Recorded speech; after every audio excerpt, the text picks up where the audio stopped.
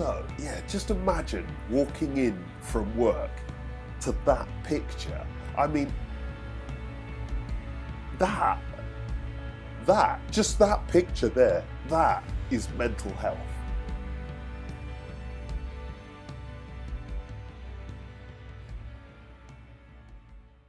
This stove has a depth and a width of 463mm because it is completely circular. The height is 1204. The output is surprisingly 5 kilowatts, but it will run from 3 to 7. So obviously there's no need for an air vent in the room if you're got a house that's built before 2008. But it does also have direct air options if you need to put it in a more modern space or you need an air vent of any kind. We then get to the fact that it has a single air control, push it away from you to open and pull it towards you to close it. It's also got that DEFRA kit that's removable if you want to. We then get to the handle, which does feel really professionally done. It's not rough or unrefined. You pull it towards you and it sort of sticks out like this, and then you can just slam it and it closes itself, which is lovely. We've then got a very thorough convection system.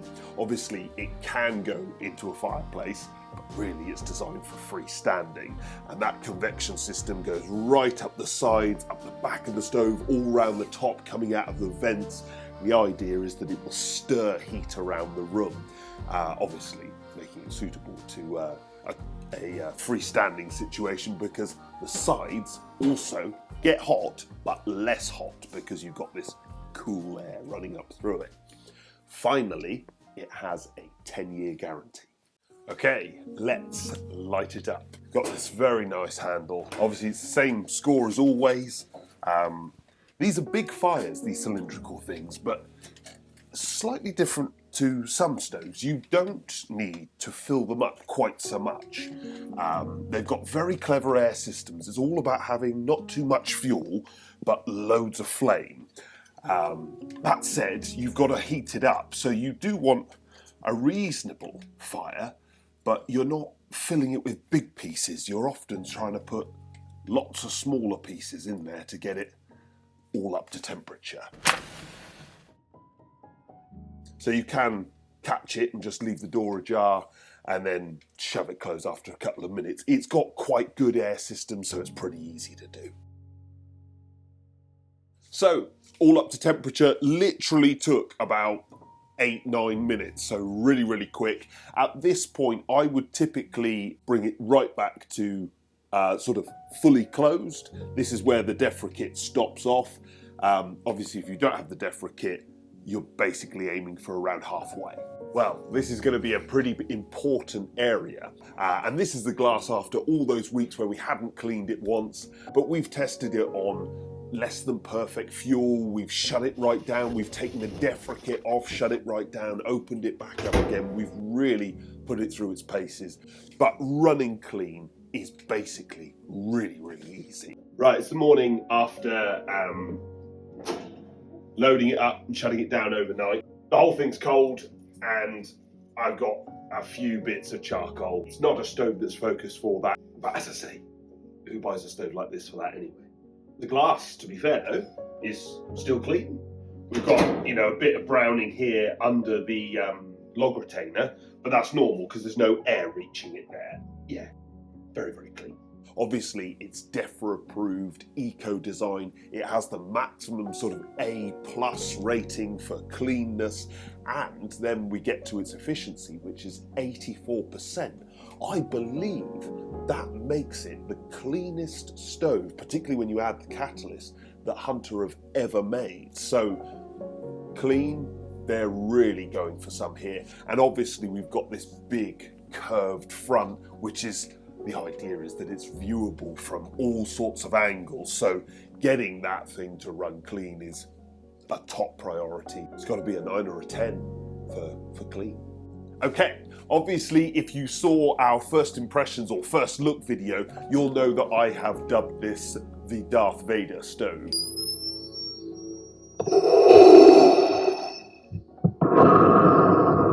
And obviously that's mainly useful for service engineers and for when you're fitting the stove. But I think it's more than that. I think this could be a bit of a USP, because this is going to be sort of freestanding. This is going to be the showstopper of your room, and you want it to remain that for years to come.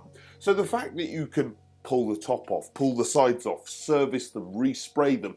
The control itself is quite neat looking, very simple to use. Obviously, if we've got the defricate fitted, it only closes halfway and doesn't have a huge amount of effect. If you do remove the defricate, there is actually a dramatic change, but it's also a stove that you have to burn dry fuel on and control yourself in terms of how much you control it, because this stove won't, can't and shouldn't achieve cleanness at the more extreme ends of overnight running or shutting down on less than perfect fuel.